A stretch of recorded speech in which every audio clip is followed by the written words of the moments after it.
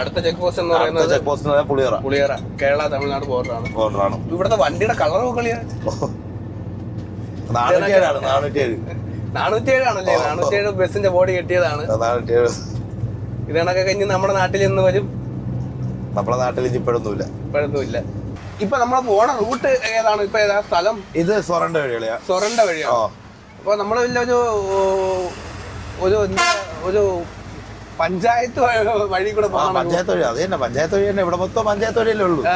ചെറിയ വഴി, ട്രെയിലർ പോണ വഴിയാണെന്ന് പറയത്തേ ഇല്ല. നല്ല തിരക്കുണ്ട്. നമ്മളെന്താ ഈ വഴി തന്നെ വന്നത്? ഈ വഴി വന്നാൽ മറ്റൊരു വഴികളിയാ. ഈ സമയത്തൊക്കെ ചില ഭയങ്കര അവിടെ ഒരു ഇതുണ്ട്, കടയെന്ന് പറഞ്ഞ സ്ഥലമുണ്ട്. അവിടെ ഭയങ്കര ഡേഞ്ചറാണ്. അവിടെ കല്ലേറും അങ്ങനെ കാര്യങ്ങളൊക്കെ ഉണ്ട്. കുറെ വണ്ടിയുടെ ഗ്ലാസും കാര്യങ്ങളൊക്കെ പൊട്ടിയിട്ടുണ്ട്. അത് ചെയ്യാനുള്ള കാര്യം, അത് ചെയ്യാനുള്ള അവിടെ ആൾക്കാർക്ക് താല്പര്യമില്ല. ഇത് കേരള വണ്ടി എങ്ങനെയും നിർത്തിക്കണം. ഇവിടെ വന്ന് നമ്മൾ മെറ്റീരിയൽ കൊണ്ടുപോകണത് അവർക്ക് ഇഷ്ടമല്ല.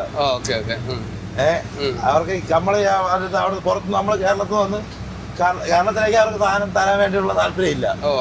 അങ്ങനെയുള്ളവര് ഇപ്പൊ തന്നെ ഒരു പോലീസുകാരൻ തന്നെ കണ്ടില്ലേ, അവരെങ്ങനെ മോശമായിട്ടാണ് പെരുമാറുക. എല്ലാ കാര്യം ചോദിക്കണം. അപ്പൊ അവർക്ക് കൊടുത്ത നിയമം മാത്രമേ അവർ നോക്കുന്നുള്ളൂ. അപ്പൊ നമുക്ക് ഇവര് തന്നത് അവര് നോക്കുന്നില്ല. നമ്മളിതിപ്പോ നമ്മള് പൈസ കൊടുത്തല്ലേ മേടിച്ചോണ്ട് പോകുന്നേ. അത് ഒന്നാമത് ഏറ്റവും കൂടുതൽ ഇപ്പൊ വാടക കുറവാണ്. ഏറ്റവും ഇത് മാത്രമല്ല, നാഷണൽ പെർമിറ്റ് ആയാലും ടിപ്പർ ആയാലും പൊതുവെ മൊത്തത്തിലും വാടക കുറവാ ഇപ്പൊ. അതിന്റെ ഒരു കാര്യം എന്ന് പറയുന്നത് നമുക്കിടയിലുള്ള ഒത്തൊരുമ. അതായത് ഇന്ന് ഞാൻ ഒരു സ്ഥലത്ത് 5000 വാടകയ്ക്ക് കൊണ്ട് സാധനം വെച്ചെന്ന് പറഞ്ഞാൽ അവിടെ 4000 രൂപയ്ക്ക് ആളുണ്ട്. അതാണ്. അപ്പൊ ഈ 4000 വെക്കുന്നതിനെ വെട്ടാനായിട്ട് 3500 വെക്കാനും ആളുണ്ട്. അപ്പൊ ഇത് കാരണം ഒരു കൃത്യമായ വാടക ഇല്ലാത്തതുകൊണ്ടാണ് പലരും ഈ പ്രസ്താവന നിർത്തിപ്പോണല്ലേ. പൊട്ടി സി സി അടയ്ക്കാൻ പോലും നിവർത്തിയില്ലാണ്ട് മരണത്തിലോട്ട് തന്നെ പോകുന്നത്.